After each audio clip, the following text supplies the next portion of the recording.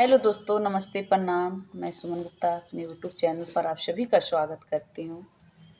आप सभी के बीच में बहुत ही प्यारा गीत लाए हैं। शोहर उठान गीत है, आप लोग सुनिएगा, आनंद लीजिएगा। अच्छा लगेगा तो वीडियो को शेयर, लाइक, सब्सक्राइब, कमेंट बॉक्स में जरूर बताइएगा कैसे लगा। पहिले पहिले गौने आए सासू समझावे लगई, सासू समझावे लगई हो। बहुअर सामा जी बूझी के रोटिया पोयो खवैया हमरे ढेर बाटे हो। बहुअर सामा जी बूझी के रोटिया पोयो खवैया हमरे ढेर बाटे हो।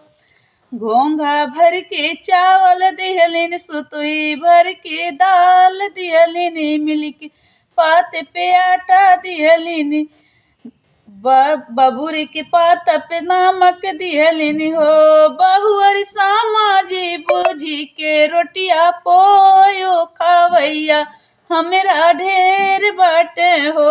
बहुअर सामा जी बूझी के रोटिया पोयो खवैया हमरा ढेर बाटे हो। 16 मन मेहरारू बाटिन, 16 से मन से दू बाटे लड़का ग दिलवा बाटे, खेत हरवा बाटे, कुकुरा बिलरिया बाटे। बहुअर ओहू में ननदी के कलेवा समझ के रोटिया पोयू हो। बहुअर ओहू में ननदी के कलेवा समझ के रोटिया पोयू हो।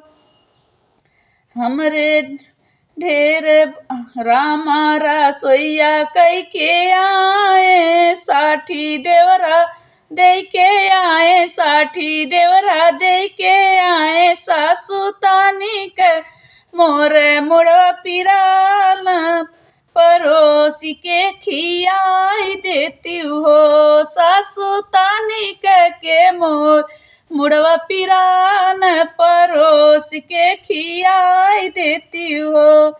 इतनी बचन जब सासू सुनी, थाली लोटा पटके लागई, थाली लोटा पटके लागई हो। बाहर भीतर नाचे लागई, बाहर भीतर नाचे लागई हो। सखिया आई सन्नगर नचनी पतोहिया आवत जवाब करे हो। सखिया ऐसन नगर नाचनी पतोहिया आवत जवाब करे हो। थानेदार के बेटी है दरोगा के बहिन, है दरोगा के बहिन है हो।